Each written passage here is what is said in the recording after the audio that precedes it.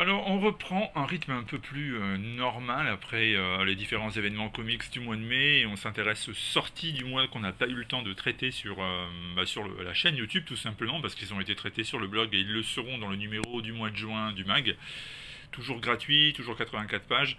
On s'intéresse aujourd'hui à Strange Adventures qui est écrit par Tom King et dessiné par Evan Schaner et Mitch Gerads. Alors pourquoi deux dessinateurs? Tout simplement parce qu'il y en a un qui s'occupe du passé sur Rann, la planète sur laquelle Adam Strange est considéré comme un héros national.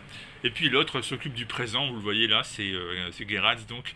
Ça se passe sur Terre, là par contre, et vous avez Adam Strange qui est en train de dédicacer sa nouvelle autobiographie qui s'appelle justement fort intelligemment Strange Adventures, dans laquelle il revient sur son parcours, le fait que c'est le héros des deux mondes, c'est-à-dire à la fois celui qui sur Rann est considéré comme un combattant d'exception, qui a sauvé ce monde à plusieurs reprises, et puis sur Terre évidemment, puisqu'il a été membre de la Justice League et il fait partie des super-héros terriens les plus reconnus.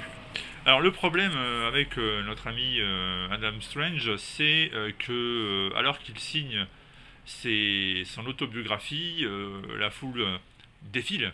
La plupart des gens sont très heureux d'être là, mais il y en a un qui l'est un peu moins et qui l'accuse d'être en réalité une espèce de menteur, quelqu'un qui ne serait pas exactement le héros qu'il dit être, et qui le place devant le fait accompli, c'est-à-dire que soi-disant, en fait, ce serait un criminel de guerre qui aurait commis des exactions vis-à-vis d'une race extraterrestre qui s'appelle les Pictes, et qui de toute façon était de leur côté bien occupé à tenter d'envahir la planète Rann. Alors, sur le moment, l'ami Strange ne réagit pas trop mal, par contre, le problème c'est que le lendemain, on retrouve le type en question assassiné, non pas avec une balle en pleine tête, mais carrément la tête perforée par un rayon d'énergie qui correspondrait aux armes qu'utilise Adam Strange. Bref, de quoi en faire l'accusé principal, de quoi en faire le coupable, même carrément pour beaucoup de monde.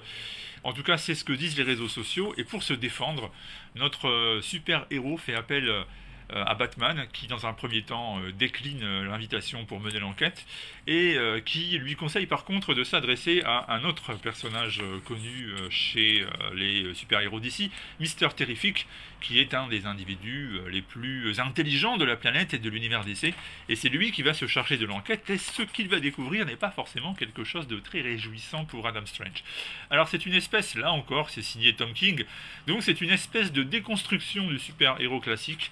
On va très vite basculer vers quelque chose de plus sinistre, de plus intime, une enquête très intéressante qui va démonter les rouages de quelqu'un qui se dit héros de deux mondes, super-héros, pour en fait montrer que derrière l'apparence se cache tout simplement un homme qui a des failles, un homme qui a des faiblesses, un homme qui a des défauts, et c'est sur ça que le récit va appuyer du début à la fin, et ça va être extrêmement bien construit. Alors moi, je ne l'avais pas suivi en VO, ou en tout cas j'avais suivi que le premier épisode, j'avais fait l'impasse par la suite, et c'est d'ailleurs bien dommage.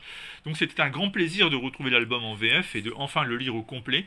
Les avis étaient assez mitigés, tout le monde n'était pas en train d'encenser ça sur internet, et en fait j'ai vraiment trouvé ça très intelligent.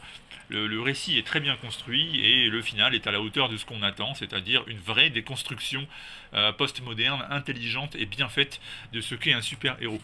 Donc avis globalement très positif pour le Strange Adventures disponible chez Urban Comics. Du reste, Tom King en général ne déçoit pas, là non plus il ne le déçoit pas. C'est un très bon album, les dessins sont superbes et ça vous le voyez depuis quelques minutes, je vous les montre au fur et à mesure. Donc pour ma part c'est un grand oui. Je vous encourage à vous procurer cet album. Il ne m'a pas déçu une seule seconde et il y a de fortes chances pour qu'il ne déçoive pas non plus le lecteur qui s'intéresse à ce type de sujet. Donc un très bon titre que je vous recommande en ce joli mois de mai. A bientôt.